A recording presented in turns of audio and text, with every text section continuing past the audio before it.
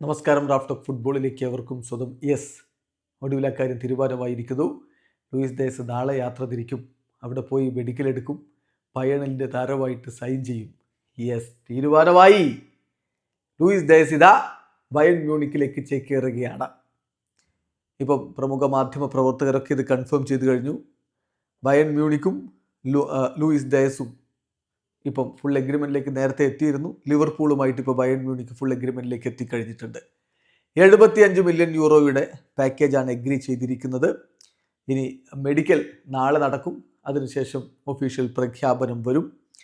ലൂച്ചോ നേരത്തെ തന്നെ ലിവർപൂൾ വിടണം എന്ന് ആഗ്രഹിച്ചിട്ടുണ്ടായിരുന്നു. ലിവർപൂൾ എന്തായാലും അദ്ദേഹത്തിന് താല്പര്യത്തിന് വിടാൻ വേണ്ടി തീരുമാനിച്ചു. ഇനി 4 വർഷത്തെ ഡീലായിരിക്കും അദ്ദേഹം ബയേണുമായിട്ട് ഒപ്പുവെക്കുക.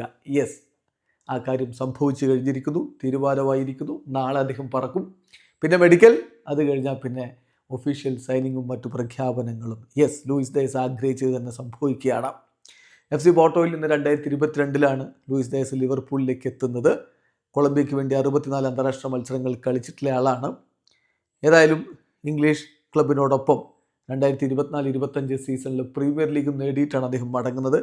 2021-22 സീസണിൽ FA കപ്പ് സ്വന്തമാക്കിയിരുന്നു. EFL കപ്പിൽ 2021-22, 23-24 സീസണുകളിൽ പ്രീമിയർ ലീഗിൽ ലിവർപൂളിനോടൊപ്പം കിരീടം ചൂടിയിട്ടുണ്ടായിരുന്നു. FA community ഷീൽഡിൽ 2022 മുത്തമിട്ടു. അങ്ങനെ ചാമ്പ്യൻസ് ലീഗിൽ പക്ഷേ മുത്തമിടാൻ കഴിഞ്ഞില്ല. 2021-22 സീസണിൽ റണ്ണറപ്പായിരുന്നു.